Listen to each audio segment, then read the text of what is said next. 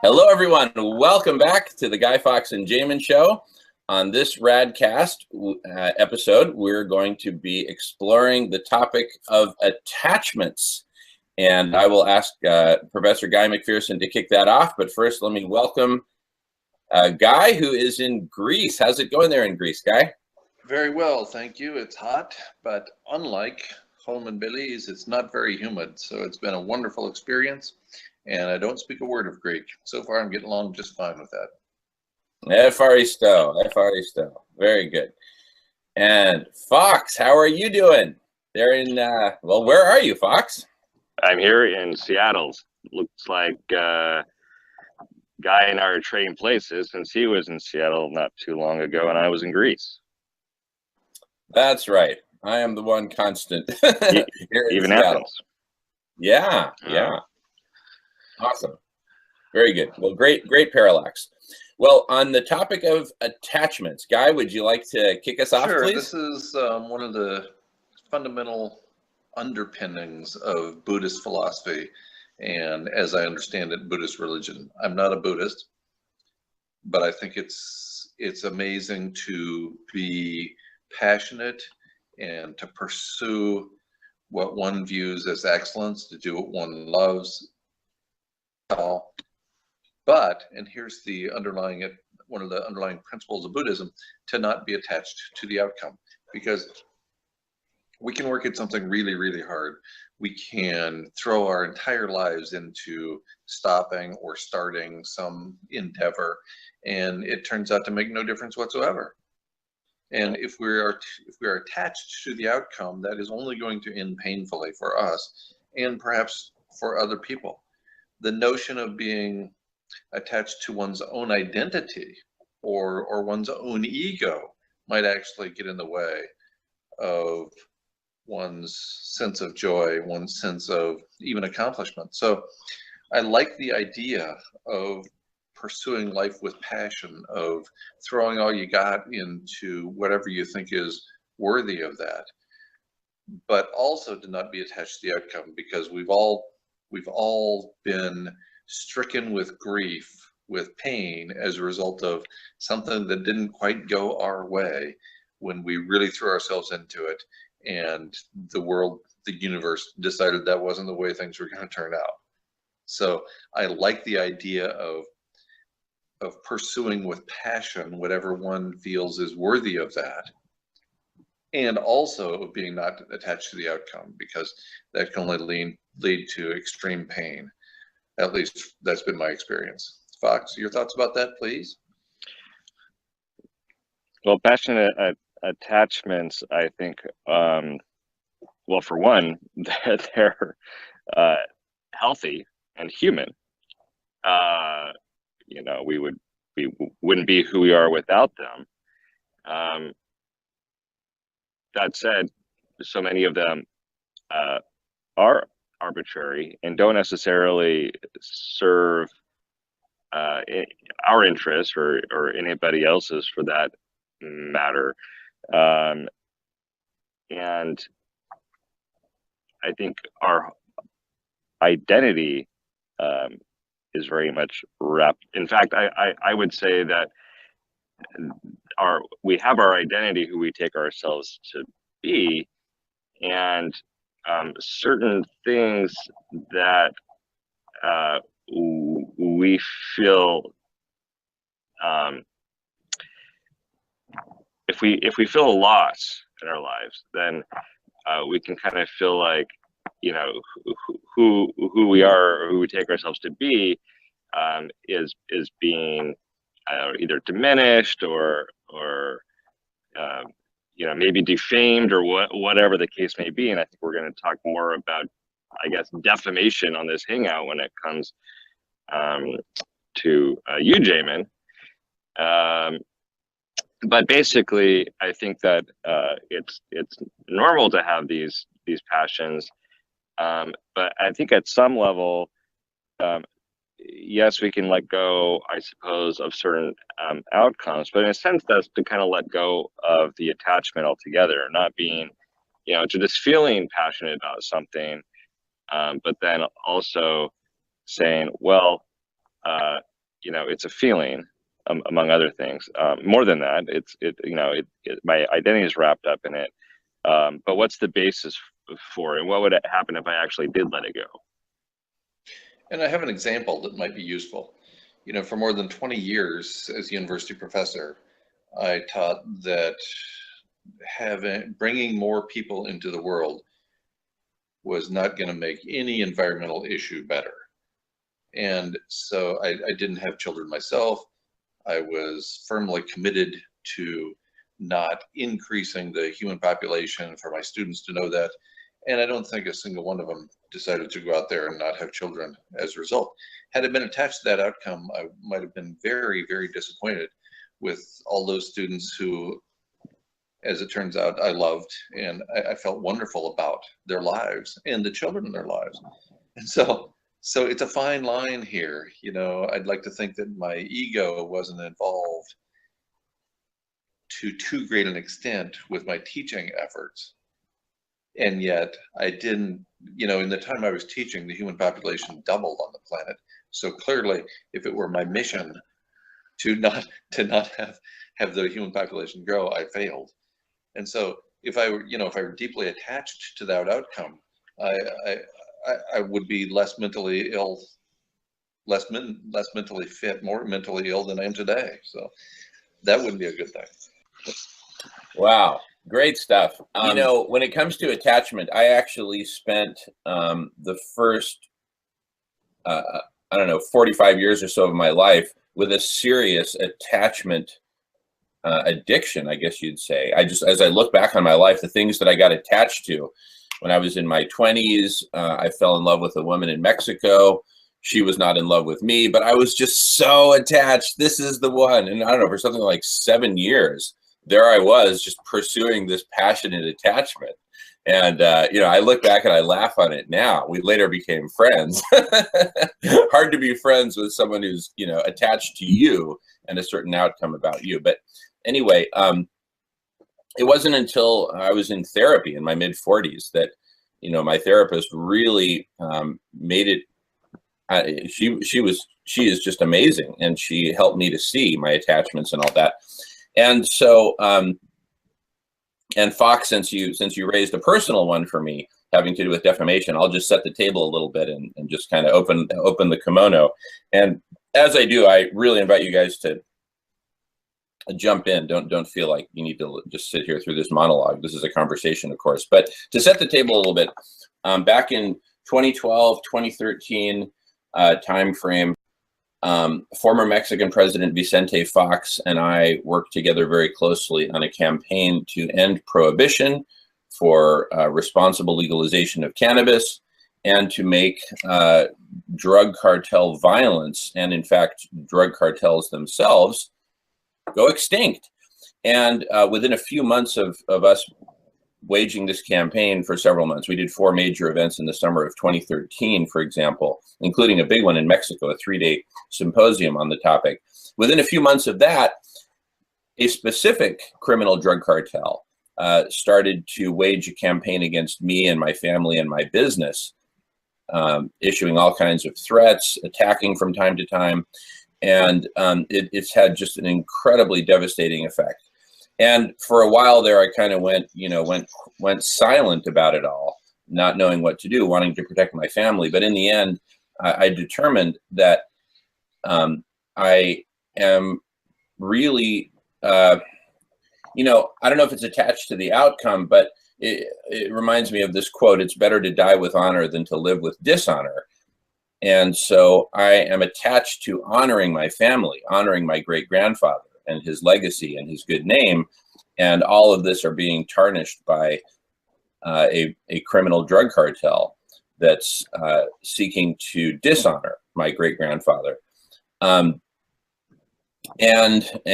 myself and my family, and basically put an end to all the good work that we've been doing to end prohibition. So in the face of that, I was working on different strategies, but it was actually when I learned of your work, Guy, and I saw what was happening to our planet, that I guess somehow I was able to let go of my attachment to life itself, in that I am now waging a campaign which puts my own life at risk. It's a campaign to peacefully and compassionately rid the world of all criminal drug cartels, starting with getting all criminal drug cartels out of the state of Washington as a first step. And of course, these violent criminal drug cartels are making gobs of money in the state of Washington. So they've got their own attachment to their territory and whatnot. So it'll be interesting to see how this all plays out. But I'm just really aware of my own attachments throughout my life, passionate attachments, and these are amongst them. But again, what really got me to a point of putting my life on the line was really seeing that Mother Earth is so severely under attack, at risk, at threat, undergoing just tremendous destruction. And so I don't know if I'm attached to my identity as a defender and protector of my Mother Earth in this case, or what. But anyway, I'm going to go on mute and let you gentlemen weigh in. And I'd like to be clear about this. Some things are worth dying for. It was Giordano Bruno who first openly questioned the idea of the sun going around the earth instead of the earth going around the sun. And so he ran counter to the Inquisition, to the Catholic Church at that time. And as a consequence, he was trapped, imprisoned, thrown in a cave, brought out occasionally to be tortured, but never gave up, never relented. Finally was burned at the stake. And that's why Galileo Galilei underwent house arrest, because of the courage of Giordano Bruno, who viewed the truth as being more important than his own life. So clearly throughout history, we have observed people who are willing to die for a cause that is greater than themselves. Giordano Bruno remains a hero of mine because of his courage in the 1600s, the early 1600s. And, you know, I think that given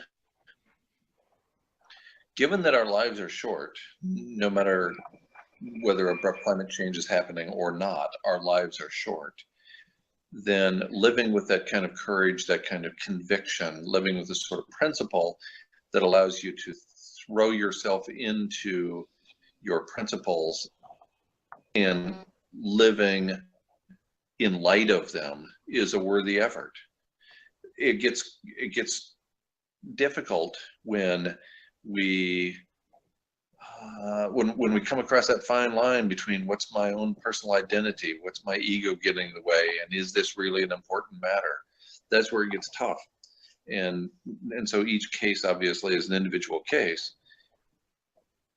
What we do in all those situations depends upon us, depends upon the situation, depends upon everything. But I think it's important to note that passionately pursuing a life of excellence might mean your life is shorter than it otherwise would have been. Just ask Socrates.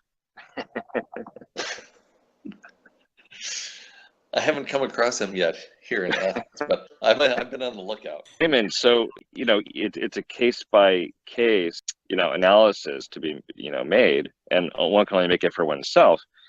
Are you at liberty to tell us a little bit more about your case? Because I'm sure a lot of our listeners are curious, if not genuinely interested. Oh, sure. Yeah. Now, one thing that I'm not prepared to do is to identify or finger, as they say, any one specific criminal drug cartel, because there's no quicker path to death that I know of. And so, you know, part of what actually helped me make this a bigger cause than just myself, even on the criminal drug cartel front, was, you know, I saw how I and my family have been suffering from terror at the hands of a specific criminal drug cartel. And yeah, I could find a way to take on that one cartel in just in a sort of a very specific one-off fashion. But then what about all the other families who have been suffering for decades and have had family members tortured and killed and kidnapped and disappeared at the hands of criminal drug cartels? And so, part of it that for me helped me to kind of see how, where was I coming from my ego? Of course, this has been a massive blow to my ego, this whole process. And what do I really believe in? What am I really passionate about? And, being able to do what I do for all the families around the world, even those who have not yet been affected by criminal drug cartels, because I believe if we just let them, do their thing, they'll eventually impact all families if they haven't already. I think their strategy is to destroy the movement that President Vicente Fawkes and I have been so passionately engaged in, which is responsible legalization of cannabis. And because we were getting tremendous media attention in 2012, 2013, 2014. And so what I think they're seeking to do is to destroy that momentum, to destroy a successful model that stands in stark contrast to the way that violent criminal drug cartels have been operating and dominating the industry. So you see, part of our strategy has been to demonstrate a successful, responsible model of legalization, and they're trying to destroy that and defame my great-grandfather's good name and the whole brand and the whole business and everything. And so that's part of their attacks on me and my family and my business. So that's where my great-grandfather's good name is involved. So yeah, so to clarify, what I've started here in the state of Washington is a movement to rid the state of Washington of all forms of criminal drug cartels. And I want to do a national tour ending up in Washington, D.C., where we wake up the nation and say, look, this is what we're doing in the state of Washington. I invite any other state that wants to rid itself of violent criminal drug cartels to join us. And let's turn this into a national and ultimately international movement. It's something that it's really not that hard to do. We can repeal prohibition. We went through this with alcohol in the 20s and 30s. We had Tommy guns and, all these violent alcohol cartels. Al Capone leading the most famous of them. And suddenly the country realized, wait a second, it's not like anyone's saying, hey, alcohol is great and isn't it wonderful that all these people are screwing up their lives on alcohol. It's that the harms caused by prohibition, amongst them actually encouraging use of alcohol among certain sectors, but prohibition is causing way more harm than good, way more harm than the alcohol itself. And so, the obvious choice was to repeal prohibition. Prohibition itself is unconstitutional. They actually had to modify the amendment. Anyway, I'm kind of rat holing into details, but the bottom line is that I want to take this show on the road, and I think this can help spark a much broader global movement where my strategy that I'm proposing is, let's focus initially for a very short period of time on ridding the world of violent criminal drug cartels. As a first step towards ridding the world of all forms of organized crime, including organized crimes against Mother Earth herself. For example, the Dakota Access Pipeline is an organized crime against Mother Earth. So that's the overall strategy. I love that you can identify something that you love and that is worth pursuing. I would like to believe that everybody can identify something that they are so passionate about that they're willing to throw themselves into, to put all of their energy into that one or those two things. I suspect instead that most people in this culture are so busy getting through the cultural hoops that they jump through almost every day that they're having a difficult time seeing beyond the getting married and raising children and going to the job and making the money and paying the rent and so on and so on. So I'd like to think that as one outcome of this show, we get people to question what they're actually doing and find what they deep down love and encourage them to head in that direction instead of maybe continuing in an unthinking way, the way all of us did at one point, and many people still continue to do. I continue to do it at various levels. I continually am reminded by things that I just do because that's what everybody does. There's no real reason for it. And I just stumble across those now and then. I suspect most of our audience can appreciate, can understand that kind of thinking or not thinking, and maybe start thinking a little bit differently. Totally, totally.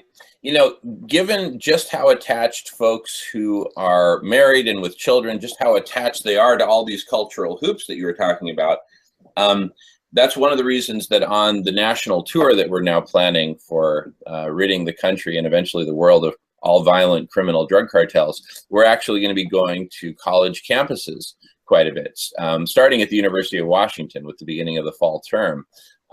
With our musical performances and everything, the giant sign, criminal drug cartels out of the state of Washington, et cetera. Because young people, college-age students, for example, they're in a process of, you know, in between the ages of 18 to 25 or whatever, that's when they're, you know, really figuring out, you know, who am I and who am I going to be in the world? And we have to consider that the world that they're walking into is very different than the one that I walked into when I started college in 1986. Which is a world where there's just not that much hope, and there's a tremendous amounts of bad news. And, you know, here they can see an example that hopefully will be inspiring to some, or perhaps many, which is, you know, someone putting their life on the line, ultimately for Mother Earth and their entire extended family of all of humanity. And, you know, we'll see what happens. I'm just going to get out there and speak the truth and sing the truth.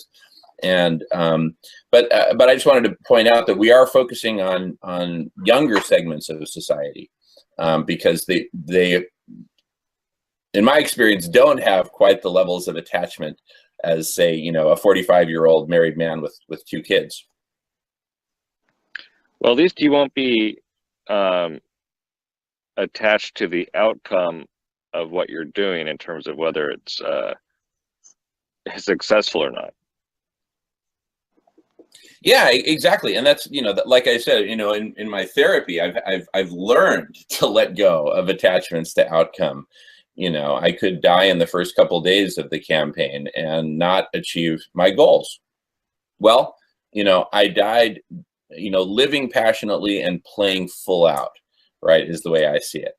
And also, quite frankly, in this death spiral that Mother Earth is in right now, that all of us are in, if we don't do something to turn this ship around, for me, quite frankly, there's not much to live for. And so, you know, live passionately or die, or maybe live passionately and die. But live passionately is what I'm living.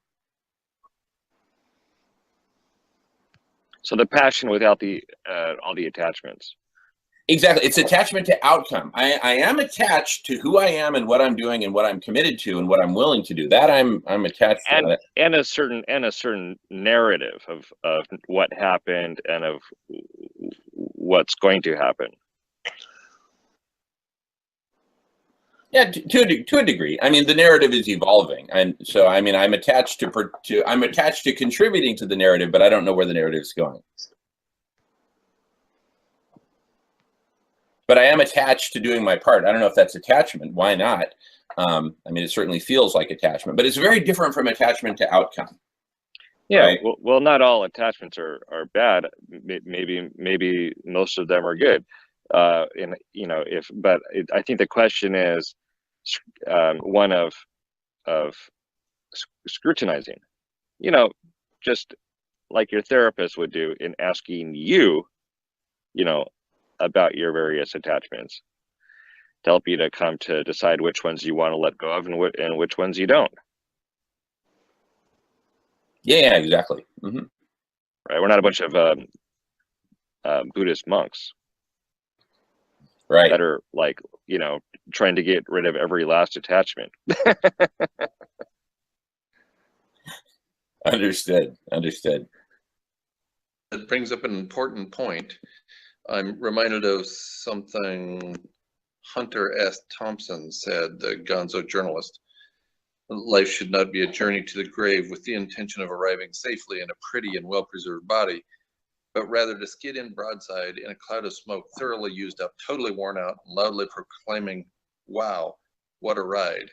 So, you know, for me at least, and I'm pretty sure for the two of you, that's the outcome we have in mind, is using ourselves up, burning ourselves out, if you will, on a project that is worth burning ourselves out for, or a series of projects.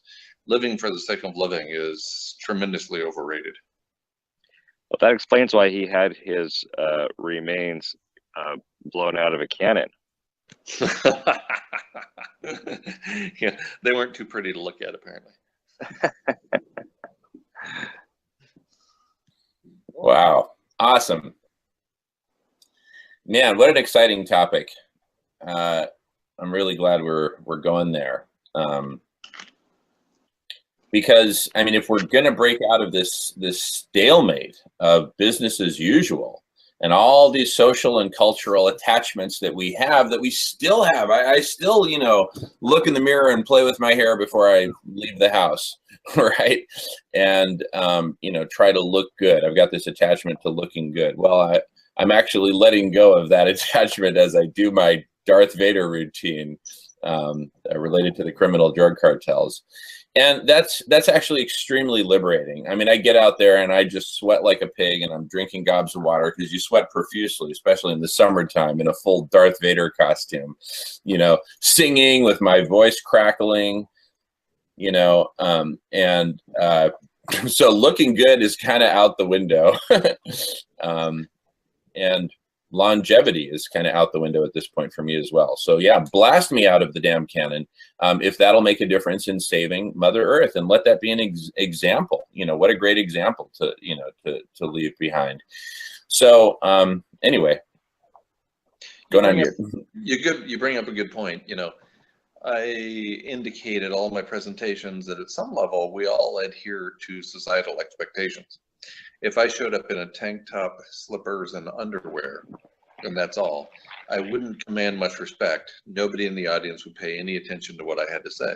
So at some level, you know, we all go through these motions of making ourselves look presentable if we're doing something like giving a presentation or showing up at the city council meeting and expect to be listened to. So again, it's all about the specific situation. It's all about context. And I think it's important for people to keep in mind that we aren't promoting the notion of throwing off every cultural shackle for the sake of doing so. Skepticism for the sake of skepticism is no virtue. And so throwing off cultural shackles is no virtue either. So I just think it's important to keep in mind the end game, what we're actually trying to accomplish, and at the same time, that not being attached to the outcome. It's a delicate balance the whole way through. Yeah, I'm really glad you raised that point, because for me, oh, sorry, Fawkes, I just want to make a quick point to follow, and I'll let you talk. Is that for me there is a fine line there, because a lot of people look at me and what I do, dressing up as Darth Vader, and what are you doing dressing as Darth Vader? Oh, you know, I mean, it's like I am throwing off a bunch of shackles of convention. So it is a fine line between what I'm doing and showing up to give a lecture wearing underwear. Back to you, Fawkes. Yeah, well, this is a wonderful conversation. I say we bring it to a close, so we have time for our to prepare for our guests. Again, I really appreciate the opportunity to converse with the two of you. I think that we are pursuing radicalism in our lives and talking about it here on the show. So again, it's the positive reinforcement I get from these conversations, the questions that are asked that make me ponder what the hell it is I'm doing here. I really appreciate it. Thanks to both of you. Thank you. Thank you, Guy. Thank you, Fawkes. And thanks to our audience. And please jump into the conversation, comment on YouTube, etc. We'll look forward to seeing you on the next episode. Thanks so much.